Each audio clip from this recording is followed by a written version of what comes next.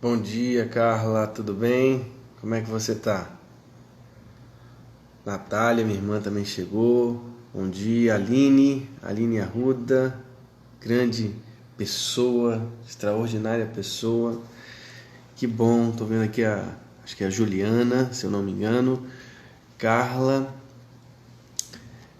Adriano, que bom ver todos vocês aqui, a Cíntia também, a Nilza, que bom dia a todos. Adriano, tudo bem? O Gustavo. É o Gustavo que está aqui, que bom, meu sobrinho, que bom, que Deus abençoe vocês todos. Grande inglês, que bom, que Deus abençoe os nossos corações nessa manhã. Eu já até fixei aqui o texto bíblico que nós vamos ler nesta manhã, Marcos capítulo 8, do 31 ao 33. Para mim é uma grande honra estar aqui nesse dia também, podendo compartilhar da palavra de Deus, podendo compartilhar da revelação de Jesus Cristo, nesse caminhar tão especial, tão específico, naquele caminho para Jerusalém. Então eu quero convidar você a abrir sua palavra, se possível, em Marcos capítulo 8, do 31 a 33, nós vamos ler a palavra de Deus, e depois nós vamos orar juntos. Acho que é o Eduardo que está aqui, bom dia, que bom estarmos aqui juntos, podendo ler a palavra de Deus. Estou vendo aqui a professora Eliane, a irmã Rosane, que bom, saudades da irmã Rosane, há muito tempo não a vejo, mas que Deus a abençoe grandemente. Estou vendo a Simone, a Josi, Jackson, Gabriel, que bom, que Deus abençoe as nossas vidas. Eu quero ler então a palavra de Deus para vocês, em Marcos capítulo 8, do 31 ao 33, nessa caminhada que estamos fazendo, tão própria a nós discípulos, que é essa caminhada de Cesareia de Filipe até Jerusalém, que começamos no dia de ontem, e nós vamos caminhar por um tempo nessa importante parte do Evangelho de Marcos, a terceira parte do Evangelho de Marcos, fundamental, porque nesta parte Deus, através de Cristo, explicita o seu caminho, o caminho do Messias Jesus. Nós vamos ler então a palavra de Deus, Marcos capítulo 8, do 31 ao 33, e depois nós vamos orar juntos. Eu leio para você. Diz assim a palavra de Deus em Marcos 8, 31 ao 33. Então começou ele a ensinar-lhes que era necessário que o Filho do Homem sofresse muitas coisas. Veja só, sofresse muitas coisas. Fosse rejeitado pelos anciãos, pelos principais sacerdotes e pelos escribas, fosse morto e que depois de 3 dias ressuscitasse. E isto ele expunha claramente. Vejam só, claramente. Mas Pedro, veja, sempre Pedro, né? Chamando-o à parte, começou a reprová-lo. Jesus, porém, voltou-se, veja, observe bem, ele voltou-se fitando os seus discípulos. Ele repreendeu Pedro, mas fitando os seus discípulos, olhando para os seus discípulos, repreendeu a Pedro e disse: arreda, Satanás, porque não cogitas das coisas de Deus, e sim das dos homens. Eu quero orar com você. Se você quer, faça um convite aí aos seus amigos, aos seus familiares, para que se juntem a nós nessa caminhada tão linda que estamos fazendo pelo Evangelho de Marcos. Vamos orar? Vamos colocar as nossas vidas diante do Senhor? Deus, muito obrigado por mais uma manhã, mais uma, Senhor, na Tua presença e diante da Tua palavra. Que o Senhor, ó Deus, nos oriente nesta manhã, que o Senhor fale aos nossos corações, que através dessa palavra a gente possa compreender, Senhor, ainda mais sobre o Teu reino, sobre a Tua igreja, sobre os Teus planos. Abra, Senhor, os nossos corações, abra os nossos olhos, os nossos ouvidos, para que a gente ouça melhor, ouça e entenda, compreenda melhor sobre o Teu reino. É o que eu te peço, Deus, no nome de Jesus. Amém. Bom estar mais uma manhã com vocês aqui. Estou vendo Luiz, Lelei, grande Lelei, Anderson. Que bom, acho que é o Rodrigo que está aqui. Bem, queridos e queridas, queridos irmãos, que bom. Veja o que a palavra do Senhor está nos dizendo a partir do verso 31. Estamos aqui nessa caminhada de Cesareia de Filipe, que é a cidade mais setentrional, a 40 quilômetros ao norte de Betsaida, até Jerusalém. Então não é uma caminhada qualquer, é uma grande caminhada que Jesus faz, de Cesareia de Filipe até Jerusalém. Uma caminhada muito especial. Eu até digo que nessa caminhada Jesus separa os meninos dos homens. Uma expressão que a gente conhece aí popular. Ele separa os meninos dos homens. Por quê? Porque ele começa a explicitar, a dizer com bastante clareza sobre o seu messianismo, sobre o seu messiado.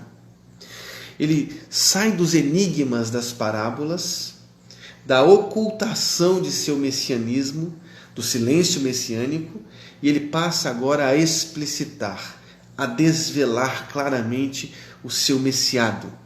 Que tipo de Messias ele era, que tipo de Christos, que não é um sobrenome, mas uma confissão, o ungido, que tipo de ungido, o Messias ele era. Ele era o cumprimento das profecias da Bíblia hebraica.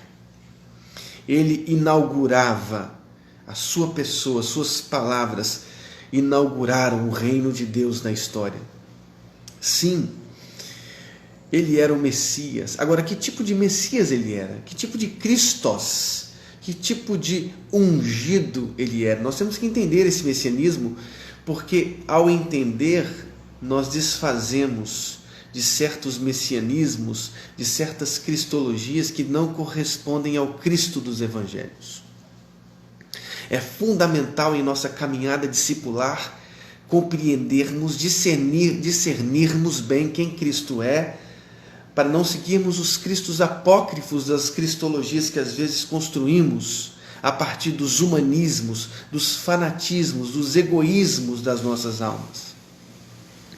Nós temos que entender muito bem isso, para que a gente siga o projeto do Evangelho, o projeto de Cristo, o Messias dos Evangelhos.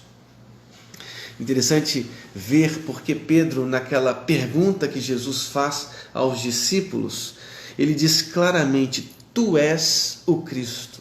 Porque a pergunta de Jesus aos discípulos foi clara. Ele perguntou sobre o que a multidão pensava, o que os outros pensavam a respeito dele, oportunizando que eles pensassem a partir dessas reflexões já feitas, mas ele dirige-se aos seus discípulos e claramente pergunta: mas vós, quem dizeis que eu sou? E aí Pedro quebra o silêncio, dizendo palavras apostólicas: tu és o Cristo. Não nesta narrativa de Marcos, mas em Mateus especialmente, a gente vê coisas especiais para compreendermos quem Cristo é. Porque Pedro diz: tu és o Cristo. E eu leio para vocês a narrativa de Mateus 16, ok? Se você quiser abrir aí, Mateus 16, 17 e 18, porque a resposta de Pedro a Jesus recebe um elogio incrível da parte de Cristo. Vejamos só o que diz a palavra de Deus. E Jesus lhe disse: Simão Bar-Jonas, Simão, filho de Jonas, Bar-Jonas, filho de Jonas, que é o nome aramaico, o nome de nascimento de Pedro. Simão Bar-Jonas, ou seja, Simão, filho de Jonas, tu és bem-aventurado, pois não foi carne e sangue que te revelaram isso, mas meu Pai que está no céu. E digo-te ainda, tu és Pedro, e sobre esta pedra edificarei a minha igreja, e as portas do inferno não prevalecerão contra ela. Então observem a resposta, a reação de Jesus ante a resposta do apóstolo Pedro. Ele disse: tu és Cristo.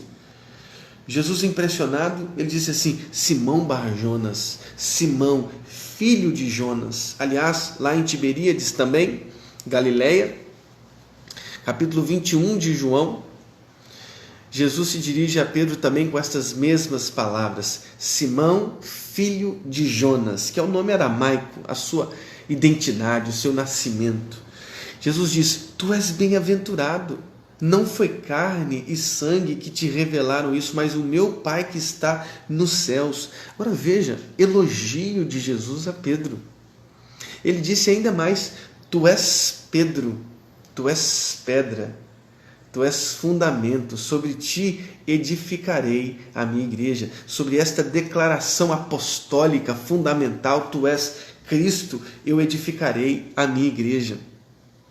Que elogio que Jesus faz ao apóstolo Pedro, que proeminência Pedro recebe com estas palavras sobre esta pedra, sobre você, sobre os apóstolos que estavam ali ouvindo essa conversa de Jesus com Pedro, sobre esta declaração apostólica: edificarei a minha igreja. Sabe que texto me lembro? Efésios 2.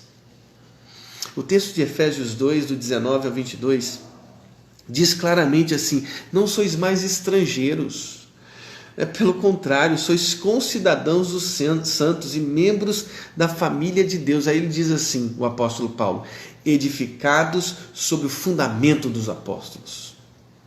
Os apóstolos são fundamento da igreja. Edificados sobre o fundamento dos apóstolos e dos profetas, sendo o próprio Cristo Jesus, aqui ele faz a distinção. É importante que a gente entenda. Edificados sobre o fundamento dos apóstolos e dos profetas, ou seja, sobre o fundamento da pregação apostólica e profética. Antigo Testamento, Novo Testamento, essa unidade. Apóstolos e profetas, sobre isto edificam a minha igreja. Vocês são os fundamentos, mas ele faz a distinção. Sendo o próprio Cristo Jesus a pedra de esquina ou pedra angular. O que vinha a ser essa pedra de esquina ou pedra angular? Era a pedra de sustentação. Pedra usada nas construções dos edifícios antigos que dava sustentação. Ela é também chamada de pedra de esquina, pedra angular, pedra de esquina, ou seja, aquela que era colocada como base de duas paredes. Estava bem na esquina, duas paredes primárias da construção.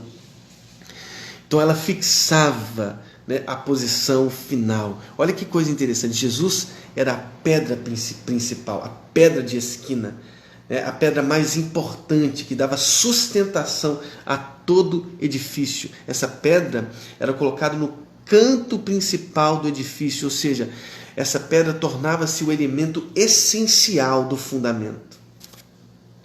Essencial de seu fundamento. Ela unia, ela sustentava toda a estrutura, ela mantinha todas as paredes em linha reta, ela fixava a posição de todas as paredes que cruzavam o restante do edifício. Jesus Cristo é essa pedra de sustentação, essa pedra de união que sustenta, une toda a estrutura, todas as paredes, colocando-as em linha reta, fixas. Os apóstolos são fundamentos. O fundamento dos apóstolos e dos profetas. Cristo, a pedra principal, a pedra angular, a pedra de esquina. Me lembro também de 1 Pedro. Sim, 1 Pedro 2, os primeiros 5 versos, dizendo assim: chegando-vos a ele, a pedra viva. Cristo é a pedra viva que foi rejeitada pelos homens, mas eleita e preciosa para Deus. Mais. Os primeiros 5 versos de 1 Pedro diz não só que Cristo foi a pedra, Cristo é a pedra viva, mas também que vós também, como pedras vivas, sois edificados como essa casa espiritual para serdes sacerdócio santo, a fim de oferecer sacrifícios espirituais aceitáveis a Deus por meio de Jesus Cristo. Nós também somos pedras vivas. Não é interessante isso? Não é bonito isso? Nós somos as pedras vivas, sacerdotes santos, o sacerdócio santo. Somos edificados, somos parte da edificação, somos parte dessa casa espiritual. Eu acho isso de uma beleza, de uma profundidade muito grande. Os apóstolos eram um fundamento dos apóstolos, dos profetas. Cristo, a pedra angular, a pedra de esquina, a pedra viva. Nós também, como ele, pedras vivas. Agora é interessante porque quando Jesus explicita o seu messianismo, quando ele desvela, quando ele sai do ocultamento, ele diz: eu sou o filho do homem. Porque é isso que ele diz. Eu leio para vocês mais uma vez. Começou ele a ensinar-lhes que era necessário que o Filho do Homem sofresse muitas coisas. Jesus passa a esclarecer quem ele era, que Messias ele era, que Cristos, que ungido ele era. E ele escolhe um título que ele gostava muito, era o seu preferido: Filho do Homem, Filho da humanidade, Filho da dor. Encarnado na pessoa humana. Veja, ele admite esse título, ele interioriza, aliás, como seu preferencial, como seu preferido. Título baseado em Daniel 7, que mostrava a total aceitação de que a vontade de Deus envolvia o seu sacrifício, envolvia o seu sofrimento. Ele disse: é necessário que o Filho do Homem sofra muitas coisas. Que sofresse muitas coisas. Olha como ele passa a explicitar claramente, mostrar claramente: sofresse muitas coisas, fosse rejeitado pelos anciãos, pelos principais sacerdotes, pelos escribas. Veja, Marcos cita aqui os 3 grupos que compunham o Sinédrio, ou seja, a Suprema Corte de Israel para as questões religiosas e civis. Ele diz: anciãos, principais sacerdotes e escribas. Então era necessário que o Filho do Homem, o Filho da humanidade, aliás, que tem contornos inclusive escatológicos, porque o Filho do Homem vencerá, virá sobre as nuvens com poder e glória. Esse Filho do Homem, diz Jesus, eu sou esse Filho do Homem que vai sofrer nas mãos dos anciãos. Ele será rejeitado pelos anciãos, pelos principais sacerdotes, pelos escribas, pelo Sinédrio, pela Suprema Corte. É necessário, veja, sofresse muitas coisas, fosse rejeitado, fosse morto.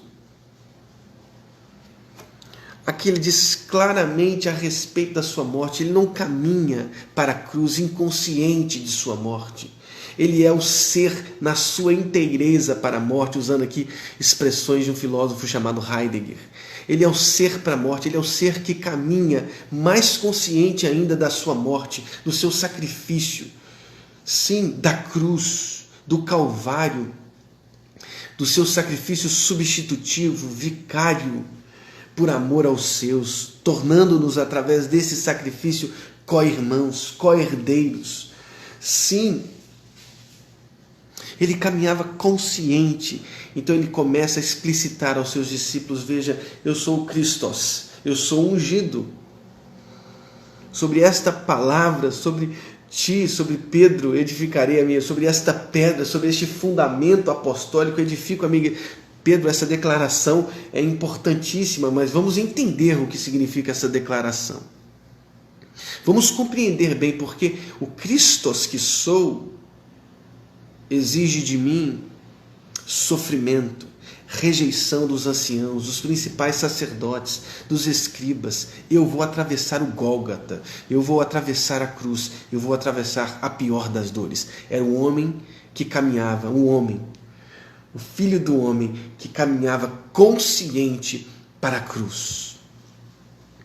Como disse meu pai aqui, obediência até a morte. Sim, Filipenses capítulo 2, do 5 ao 11, aquele hino tão lindo: tende em vós o mesmo sentimento que houve em Cristo Jesus, o qual não julgou como usurpação o ser igual a Deus, mas antes esvaziou-se, tornando-se semelhante a nós.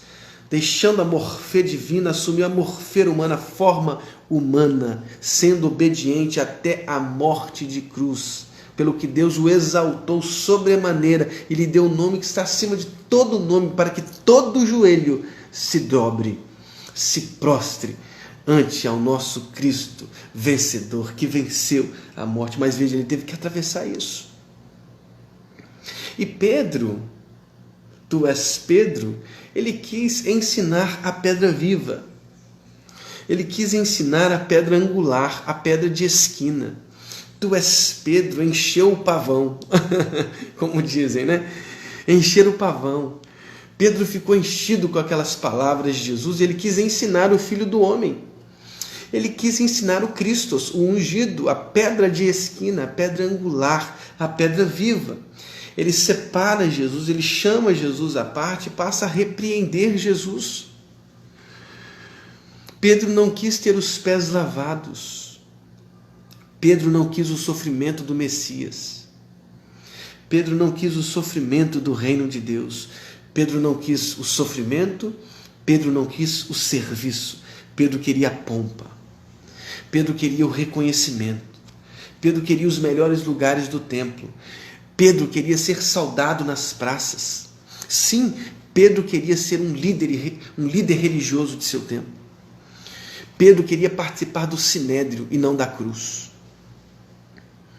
Quando você caminha em sua espiritualidade, você está caminhando para onde? Para o sinédrio ou para a cruz? Para a pompa religiosa, gospel ou para a cruz? Nós temos que responder isso. Nós temos que responder, essa pergunta é fundamental. Pedro queria a pompa do sinédrio. Pedro queria participar do sinédrio, queria ser chefe dos sacerdotes. Ele não queria a cruz, ele não queria o sofrimento, ele queria estar entre os anciãos. Ele queria estar entre os escribas. Ele queria ser saudado nas praças. Ele queria que os seus filactérios fossem aumentados. Para onde estamos caminhando? Para o sinédrio? Para a Suprema Corte de Israel? Ou estamos caminhando para a cruz? Para o sofrimento do Messias em Jerusalém? E depois o sofrimento, a ressurreição? Essa pergunta nós temos que responder hoje. Sabe o que Jesus disse lá em Mateus 16, 23? Ele disse assim: para trás de mim, Satanás. E disse aqui também em Marcos. Só que em Mateus é interessante porque ele diz: para trás de mim, Satanás, tu és para mim motivo de tropeço. Expressão grega que é escandalon, pedra de tropeço. Ou seja, tu és Pedro, transformou-se por causa do delírio de suas palavras, da arrogância de suas palavras. Aquilo que é pedra transformou-se, aquilo que era fundamento transformou-se em pedra de tropeço, rocha de ofensa, porque ele não pensava nas coisas de Deus, mas sim nas que são dos homens. É importante que a gente responda a isso, porque às vezes de pedras vivas transformamos em instantes em rochas de ofensa, em pedras de tropeço. Quando deixamos de pensar nas coisas de Deus e passamos a pensar nas coisas dos homens, deixamos de ser pedra viva e passamos a ser pedra de tropeço. Que Deus proteja os nossos corações. Precisamos ser pedras vivas, sim, daquele sacerdócio real, vivo, santo, daquela edificação que é a igreja de Jesus Cristo. Jesus disse: arreda, Satanás, como se ele estivesse dizendo aqui: volte à sua posição humilde e ensinável, Pedro. Volte à sua posição humilde e ensinável. E ele disse isso olhando para todos os discípulos, como se estivesse dizendo: ó, isso aqui que eu estou dizendo para Pedro, eu estou dizendo para todo mundo, hein? É bom que todos vocês ouçam claramente: Satanás, arreda-te, ou seja, volte à sua posição de ensino. Não permita que as palavras de Satanás ocupem o centro de sua vida. Sim, não permitam. Transforme essas pedras em pães. Atira-te do pináculo do templo. Receba todos os reinos deste mundo. Não aceite as palavras do diabo, senão você se converterá em um. Não aceite as palavras de Satanás, senão você se converterá em um opositor, em um inimigo do plano de Deus. Não pense nas coisas dos homens, mas nas coisas de Deus. O inglês está dizendo aqui, essa pergunta é essencial para o nosso desenvolvimento. Sim, essencial para o nosso desenvolvimento. O esvaziar de Jesus, o Helmut está dizendo, nos ensina muito, sim, nos esvaziar de religiosidades. E o esvaziar é divino. É divino. A gente tem que entender isso, porque a gente não tem do que se esvaziar. Aliás, o Jonas Madureira, um grande teólogo brasileiro, pastor em São Paulo. Ele tem um livro chamado Inteligência Humilhada, e ele diz neste livro tão lindo dele que essa kenosis, esse esvaziamento de Jesus é divino. O que nós precisamos ter ou ser e fazer não é o esvaziamento, porque o esvaziamento é de Deus, mas ter o sentimento frônesis de Cristo, o sentimento de Jesus. Que Deus nos abençoe a ter esse esvaziamento, esse sentimento de Cristo. Sim, que Deus nos ensine a voltar para o lugar de discípulos, arreda de Satanás. Volte para o seu lugar de ensino, volte para a sua posição humilde e ouça e aprenda de mim. Aprenda de mim. Que Deus nos abençoe nesta manhã, que Deus continue nos ensinando que os nossos corações aprendam de Jesus. Que os nossos corações assumam a posição humilde, sim, para entender dele, para aprender dele sobre o seu caminho tão lindo, que é o messianismo, que é a crucificação, que é o sofrimento, a morte, mas a ressurreição. Que Deus nos abençoe, que Ele cresça, como meu Pai está dizendo aqui, que Jesus cresça e que a gente diminua. Vamos orar? Deus, muito obrigado. Muito obrigado por mais uma manhã na Tua presença. Que o Senhor conforte os nossos corações, que o Senhor nos dê um dia especial, alegre, porque a gente começou com a Tua Palavra, e como a Tua Palavra nos alegra, como a Tua Palavra, ó Deus, nos faz melhor. Deus, nós queremos ouvir, estar sempre na posição humilde de aprendizado, de ensino, de aprender do Teu ensino. Deus nos ensine, os nossos corações se curvam ante a Tua face, ante aos Teus pés, para aprender com a Tua presença, com a Tua palavra. No nome de Jesus. Amém. Que Deus abençoe a vida de vocês. Que Deus abençoe o coração de vocês. Que Deus dê um dia muito especial. Estou vendo aqui a irmã Cleia. Obrigado, Pedro Inglês, grande teólogo, um aluno meu lá do Seminário do Sul. Que Deus abençoe muito vocês. A Beth, meu pai, estou vendo aqui minha mãe, a Neia, olha aí, acabou de entrar. Que Deus abençoe, né? Saudade de você, tanto tempo, desde o Tirol. Que Deus abençoe você, viu? Estou vendo aqui Rosane, o Adriano, Carlos Cabera, grande amigo. Que Deus abençoe. Doutor Felipe, grande amigo lá de São Paulo. Irmã Nilza, Juliana, Jaqueline, né? Que Deus abençoe Eliane também. Deus abençoe vocês no nome de Jesus. Um dia muito especial, precioso, no nome de Jesus.